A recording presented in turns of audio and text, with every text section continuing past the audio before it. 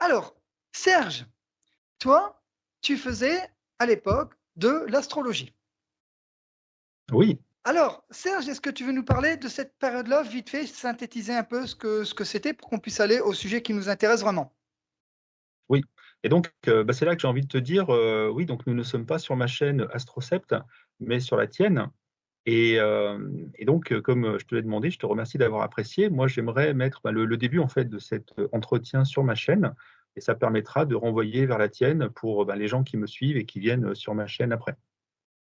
Donc, pour ceux qui sont là en train de regarder sur ma chaîne, donc vous assistez vraiment au début de cet échange avec Stéphane, qui a l'habitude de recevoir sur sa chaîne des personnes qui, un peu comme dans Méta de choc, sont sorties de leurs croyances et puis nous expliquent un petit peu comment ils l'ont fait, pourquoi, et toujours en lien avec l'esprit critique.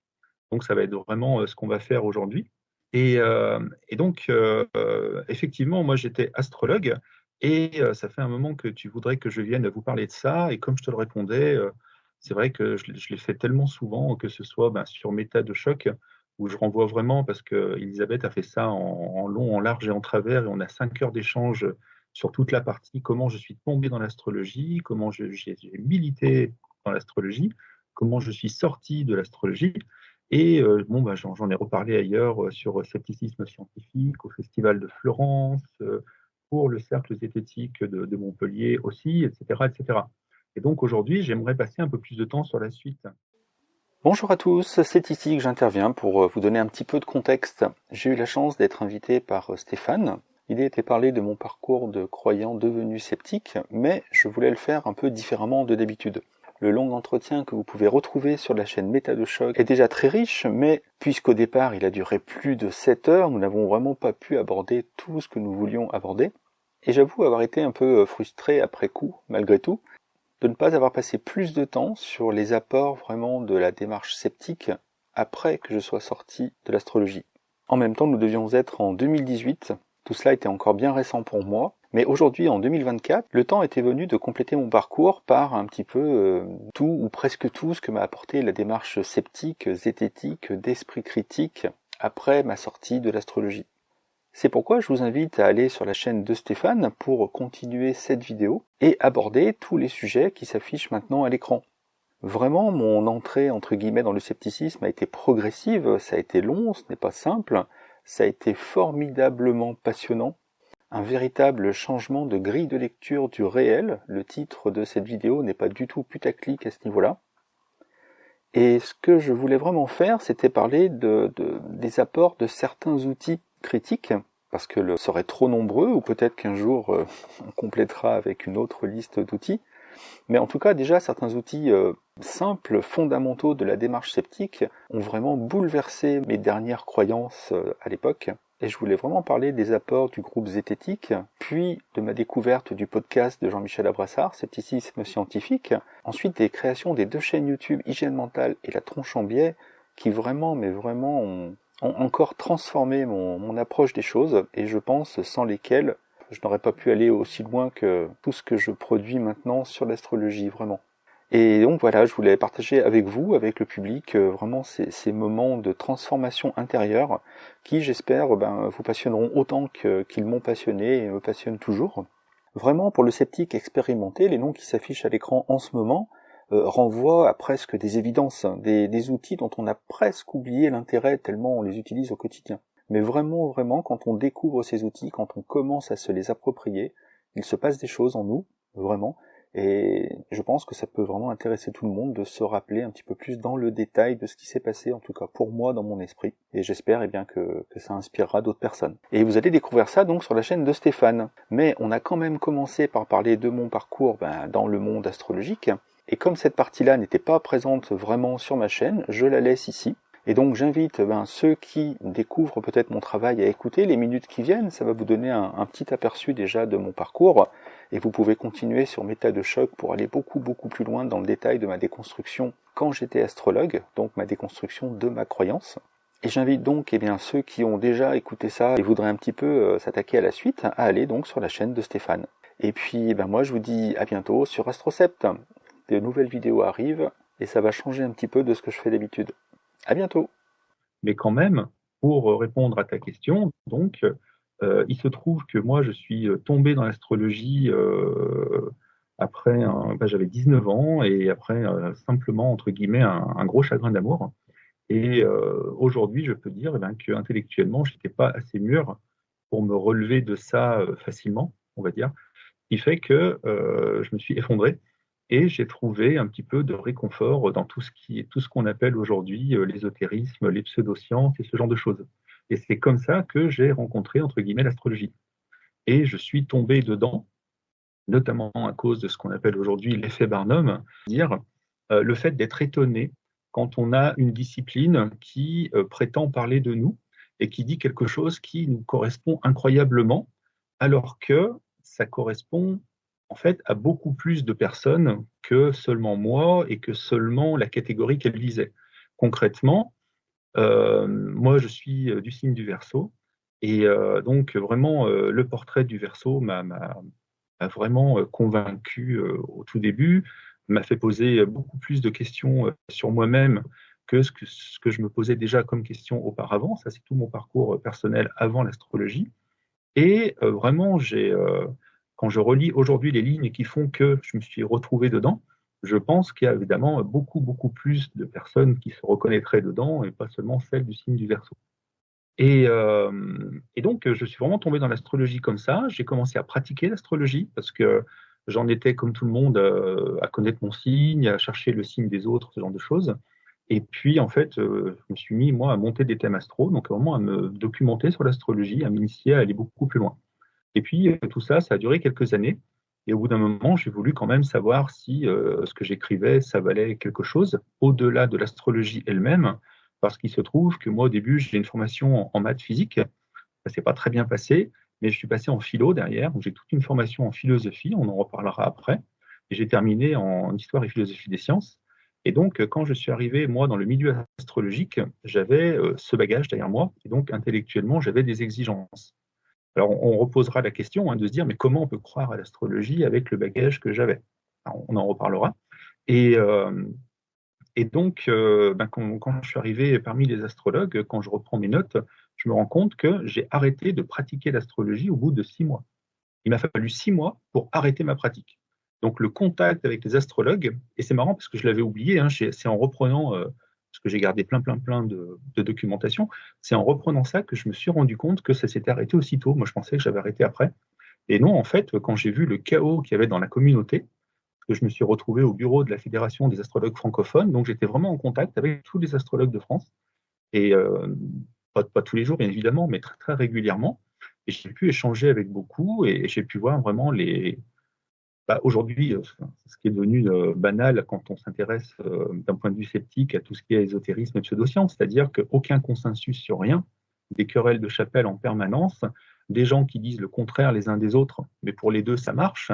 Et vraiment, on remet tout, enfin, ça m'a vraiment bousculé à tel point que, eh bien non, je ne suis pas sorti de l'astrologie, parce qu'on pourrait s'attendre à ce que je viens de dire, ça me fasse sortir de l'astrologie. Mais non, parce que moi, j'étais convaincu que la pratique était bonne, parce que comme tous les autres, ça marchait ce que je faisais. Et donc, je me suis dit, mais en fait, c'est juste que les autres n'ont pas dû comprendre quelque chose. Et donc, il y a encore des choses à découvrir et à prouver dans l'astrologie. Et je me suis lancé au contraire dans une volonté d'aller prouver l'astrologie pour montrer au monde entier quand même que mince, il y a quelque chose là derrière et que juste pour l'humanité, c'est fondamental, quoi. Elle devrait avoir compris tout ça. Et donc, en fait, j'ai commencé à m'attaquer à ça en voulant faire mieux que les autres. Et comme je n'étais pas un sceptique, et j'avais quand même une formation en philo, moi, on m'avait appris en philo, parmi plein d'autres choses, ce qu'aujourd'hui on appelle la question de l'homme de paille et de l'homme de fer, à savoir que quand on veut débattre avec quelqu'un, et plus exactement avec ses idées, sans attaquer la personne, en fait, si on le fait spontanément, sans méthode, le risque qu'on prend, il faut être très vigilant avec ça, c'est de choisir les arguments les plus faibles de la personne en face, et puis les démonter, qui a comme effet de décrédibiliser la personne et ses idées. Mais si on a attaqué que les arguments les plus faibles, en fait, il reste les arguments les plus solides. Et donc, tant qu'on ne s'est pas attaqué à eux, on n'a rien fait. Et donc, ça, c'est quelque chose qui m'avait marqué en philo. On ne nous l'avait pas du tout présenté comme ça, mais j'avais retenu l'idée. Et donc, moi, je m'attaquais vraiment aux arguments les plus solides que je trouvais chez les astrologues. Et donc, je posais vraiment des grosses questions du style, mais quelles sont les bases de la tradition astrologique? C'est le fondement, en fait, hein. C'est basé sur quoi? Ça vient d'où? Est-ce que c'est sérieux? Comment ont-ils fait? Qui a inventé l'astrologie? Enfin, c'est vraiment des questions fondamentales. Et comme j'avais une formation un peu en histoire et philo des sciences, eh ben, le côté historique des origines de l'astronomie et de l'astrologie, je l'ai énormément travaillé. Ça y est, je commence à m'emballer, donc je vais essayer de me dépêcher un peu. Et en fait, donc, j'ai essayé de faire comme Descartes, c'est-à-dire de tout reposer à plat et essayer de tout revérifier, en tout cas voir un peu ce qui pouvait être rejeté et puis ce qu'on pouvait garder. Et puis, ben, à la fin, hein, il devait rester que le meilleur. Et le problème, c'est que petit à petit, eh ben, il restait pas grand-chose. En fait, j'enlevais des choses, mais j'en gardais très très peu, voire pas du tout. Et puis, j'ai commencé, et là, c'était un peu nouveau, je pense, par rapport à la communauté, j'ai commencé à trouver des erreurs dans la pratique. Donc, c'est des procédures techniques qui, quand on regarde bien comment elles sont faites, finalement, ça rime à rien. Ou alors, ça marche toujours, mais il y a des raisons pour ça. Et en fait, comme je n'avais pas du tout de formation sceptique, je ne savais pas ce qu'était ce qu'on appelle aujourd'hui les biais cognitifs. Et donc, en fait, le fait de commettre une erreur dans sa pratique, ne pas savoir que c'est une erreur, hein, et puis la commettre une deuxième fois, une troisième fois, et puis finalement, quotidiennement, 10 fois, 100 fois, 1000 fois. Et en fait, quand on commet des erreurs comme celle-là qui sont là en permanence et qu'on ne voit pas, eh ben, ça nous empêche tout un tas de questionnements. C'est pour ça qu'on parle de biais. C'est comme si ça nous cachait une partie de la réalité, une partie de nos réflexions. Et en fait, moi, je ne connaissais pas du tout ces choses-là, mais j'avais compris le principe, et donc j'ai commencé à chercher ces erreurs dans la pratique pour dire, mais donc, il faut abandonner telle pratique, il faut abandonner telle autre pratique. Et ça, c'est très mal passé chez mes collègues. C'est bizarre, c'est très, très mal passé. Donc j'ai commencé à avoir pas que des amis du côté de l'astrologie. Je suis passé tout à coup celui qui était en train de bouleverser les choses, qui allait vraiment prouver tout là et tout ça. J'étais encouragé par tout le monde parce que je critiquais des sceptiques, bien évidemment. Et puis quand j'ai commencé à remettre des choses en question, non, là, ça allait plus en fait. Donc j'ai commencé à avoir des gens qui étaient plus d'accord évidemment avec moi, parce que ça c'est normal, et qui commençaient à mal le vivre, à m'attaquer personnellement et tout ça. Et donc, j'essaye d'aller vite. Et ben en fait, petit à petit, quand même, j'ai mis quasiment tout de côté. Et comme je pouvais rendre compte de certains succès de l'astrologie par ces erreurs, les erreurs que je dénonçais, et ben, je me rendais compte que finalement, on pouvait penser que l'astrologie marchait alors qu'elle ne marchait pas. Et donc, ça m'amenait à des questions comme l'astrologie peut-elle marcher tout en étant fausse? Alors, pour un sceptique, c'est une question qui est super intéressante et on connaît évidemment la réponse, et la réponse c'est oui. Mais pour un astrologue, on attaque le fond, qu'on attaque la base, on attaque quasiment le dogme. C'est-à-dire que non, si elle marche, c'est parce qu'elle est vraie, c'est pas parce qu'elle est fausse. Et ben moi, j'avais commencé à me poser ces questions-là, mais je n'avais pas du tout la démarche de pensée critique, qui est donc ce que j'ai découvert après. Et ben malheureusement, ce qui devait arriver est arrivé. J'ai fini par abandonner l'astrologie parce qu'il y avait trop de choses qui n'allaient pas. Je pouvais quasiment plus, je dirais, parler astrologie avec mes collègues parce que je remettais tout en question. Tout à l'heure, j'ai évoqué les origines de l'astrologie. Ben, quand on commence à se documenter vraiment sur ce qu'ont fait les historiens, parce que ça a été énormément travaillé, on se rend compte que ce qui circule dans la communauté astrologique, c'est une forme de mythologie en fait. On rêve la naissance de l'astrologie, mais on ne la connaît pas. Alors que les historiens en ont beaucoup travaillé, et notamment, moi je dirais la naissance de l'astrologie, c'est entre 1000 ans avant notre ère et le 2e, 3e siècle de notre ère, c'est-à-dire ça s'étend sur peut-être 1300 ans. Alors qu'on aura envie de se dire, ça apparaît à tel moment, et après, qu'est-ce qui se passe? Ça ne marche pas du tout comme ça dans l'histoire. Ça ne marche pas comme ça. Donc, les premiers astrologues, donc volontairement, je mets des guillemets, ça c'est des débats entre historiens il y a 70 ans à peu près, c'était des astrologues, c'est-à-dire des gens qui s'intéressaient au mouvement des astres dans le ciel, qui essayaient d'en interpréter les mouvements, pour en tirer des conclusions sur la vie des hommes, de la société, ce genre de choses. Mais c'était avant le zodiaque. Le zodiaque n'existait pas à ce moment-là. Qu'est-ce que c'est qu'un astrologue s'il n'y a pas de zodiaque? C'est pour ça que le mot astrologue, moi, j'aime pas trop quand les historiens l'emploient entre guillemets n'importe comment ou trop rapidement sans faire ce genre de précision.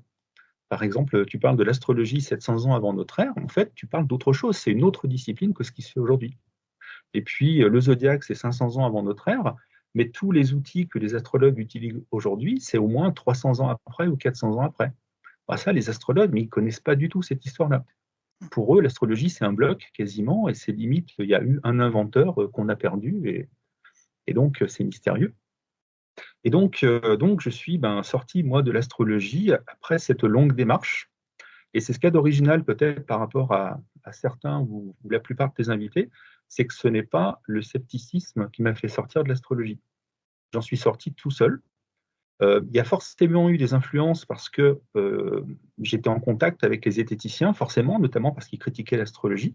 Mais moi, j'étais en contact avec eux pour nous fighter. C'est-à-dire on débattait, on s'engueulait, on n'était pas d'accord et tout ça. Et puis, ça m'énervait parce qu'ils avaient plein d'arguments que je ne comprenais pas.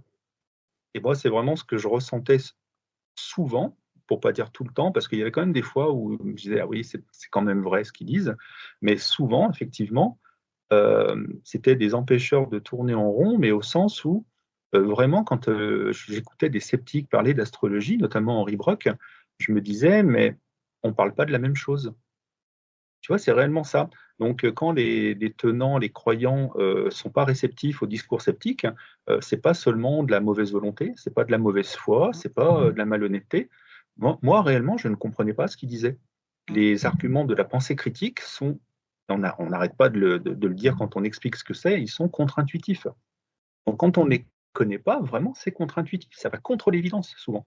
Et c'est pour ça qu'on se dit, mais ils disent n'importe quoi. Donc il y a plein de critiques de la zététique, malheureusement, qui se basent sur ces erreurs-là. Et moi, ça, je l'ai vraiment vécu quand j'étais astrologue. Et, et donc vraiment, j'avais l'impression que les sceptiques parlaient d'une autre discipline que la mienne. Et forcément, je me disais, mais ils ne connaissent pas le sujet dont ils parlent. Ce qui était bien pratique. C'est ce que j'allais te dire. J'allais te dire, je te vois bien dire, ils ne savent pas de quoi ils parlent, de toute façon. Ils ne savent pas. C'est ça qu'on nous dit en général. De toute façon, vous parlez, vous savez pas vous savez pas de quoi vous parlez. Et comme les gens qui nous rétorquent ça ne connaissent pas les processus cognitifs, ils sont persuadés que c'est exactement ça le problème, c'est qu'on parle sans savoir. Exactement. Parce que c'est l'argument qu'on entend le plus. D'ailleurs, sous mes vidéos, moi, c'est un argument que je vois des fois des tenants qui marquent, de toute façon, vous parlez de ça, mais vous ne savez pas ce que c'est. Même Anne-Marie, qui 14 ans de sophrologie, si elle ne sait pas de quoi elle parle, je ne sais pas qui c'est. Mais bien sûr. Certains ont répondu ça en dessous. Hein. Dans les commentaires, il y a ça. Hein, voilà, c'est l'argument qu'on donne en général. Donc, si je synthétise ce que tu viens de dire, donc toi, tu étais à fond dans l'astrologie, et le problème, c'est que tu as vraiment voulu prouver, alors je prends des mots plus pour vulgariser l'idée, tu as voulu prouver l'astrologie et patatrac, ça marche pas. Non. Tu te rends compte que les mécaniques, que ce qui est dit, que ce qui est cru ne correspond pas à la réalité des choses. Oui, moi ça me prend des années par contre. Oui, ça te prend des années. Ça se fait pas comme ça. Il suffit pas de lire un article sceptique ou un livre sceptique pour se dire mais évidemment je suis trop bête. Non, c'est pas ça. Il faut tout reformuler, tout restructurer ce qu'on a à l'intérieur, et c'est terriblement long. C'est terriblement long, et des fois même d'ailleurs la cause du sceptique va même pas être la remise en cause, mais l'inverse. Hein, par réactance, on va s'accrocher encore plus à sa croyance. Bien sûr. Et des fois, c'est même contre-productif. Mais oui, moi je me rappelle que c'est d'ailleurs, c'est bien que tu dises ça, c'était très motivant pour moi quand je croyais en l'astrologie. Parce que tu sais, on fait tous la même chose. Hein. Aujourd'hui, je le fais dans l'autre sens avec la zététique. Mais quand tu vois quelqu'un qui critique mal ce que tu fais, tu dis, ah mais oui, je comprends qu'on puisse commettre cette erreur. Et donc, tu essaies de trouver des raisons pour lesquelles la personne n'a pas compris, en fait, et donc pourquoi elle critique. Et toi, ça te permet de réfléchir sur ta discipline, en fait. Mais sauf que tu réfléchis mal, pour le coup. Si l'argument est bon en face, tu vas essayer de trouver des raisons pour lesquelles il n'est pas bon. Et tu vas communiquer ça autour de toi et tout ça. Donc, ça fait des papiers, des machins comme ça. Alors qu'en fait, c'est vraiment basé sur un malentendu au départ. Et je ne dis pas que c'est toujours comme ça, hein, parce qu'il y a des fois, le sceptique peut dire des conneries, c'est normal. Et d'ailleurs, moi, comment dire, je suis le premier à dénoncer certaines critiques de l'astrologie. Il y en a très très peu, mais il y en a quelques-unes sur le plan astronomique avec lesquelles je ne suis pas d'accord. Mais sinon, je me rappelle très bien, oui, que je me nourrissais de ça, de me dire, oui, mais c'est normal qu'ils soient contre l'astrologie parce qu'ils n'ont pas compris telle ou telle chose. alors qu'en fait, c'est beaucoup plus subtil. Mais on en reparlera tout à l'heure quand on va parler de la méthode. Oui, justement. Alors là, on va laisser passer un peu cette partie-là, parce que comme tu l'as dit Ouais. très justement, bon, tu es quand même assez connu dans le milieu sceptique, tu fais beaucoup de conférences, tu as fait beaucoup d'articles, tu as ta chaîne, donc on la rappelle AstroScept, mais je l'afficherai comme d'habitude, et elle sera bien sûr dans la description comme d'habitude aussi. Donc ceux qui veulent maintenant découvrir ton travail, s'ils tombent là-dessus par hasard, il y a tout ce qu'il faut pour. Voilà. La question maintenant, c'est effectivement, là, tu essayes de prouver, et patatrac, tu te rends compte que ça va pas, qu'il n'y a rien qui va. Tu te remets en question, tu remets en question les choses, tu te retrouves le cul entre deux chaises, comme j'ai envie de dire. Et nous, on va reprendre le fil ici, parce qu'avant ça, ça a déjà été dit, ça a déjà été fait. On va reprendre le fil de ton parcours à partir de là. Donc, à partir de là, toi, tu vas commencer pas à découvrir l'esprit critique, mais à en faire. Bien dit ou pas? Eh ben, écoute, moi j'ai presque envie de te dire les deux. C'est-à-dire, je vais quand même découvrir l'esprit critique. Enfin, je connaissais enfin, je pense vraiment qu'on se rend plus compte, mais sur ces 10 dernières années, on a énormément parlé d'esprit critique et de biais cognitifs. Donc aujourd'hui, ce sont des expressions communes, mais ce n'était pas le cas il y a 15 ans ou il y a 25 ans. Ouais, Donc, tu as raison. donc j'ai envie de te dire oui et non, quoi. L'esprit critique, d'ailleurs, on parlait beaucoup de zététique, finalement. Oui, L'esprit critique, c'est venu un peu tout à après fait. toute la période un peu des attentats 2015, où il y a eu vraiment le grand boom, le grand intérêt pour à la fois le travail de Gérald Bronner et le scepticisme qu'on connaît, quoi, la zététique et tout ça. Mais auparavant, esprit critique, franchement, pour moi, c'était une expression, mais je pense que j'aurais été bien incapable de la définir, et puis surtout pas méthodiquement comme je le ferai aujourd'hui. Donc, non seulement j'ai découvert l'esprit critique, entre guillemets, sans le savoir, c'est-à-dire en découvrant un peu la zététique, mais oui, j'ai commencé, on va dire, à l'exercer. Et au début avec humilité, parce que donc c'est ce que je voulais expliquer. J'en parle un tout petit peu dans le podcast de Méta de Choc. Mais en fait, le hasard, c'est vraiment le hasard, a fait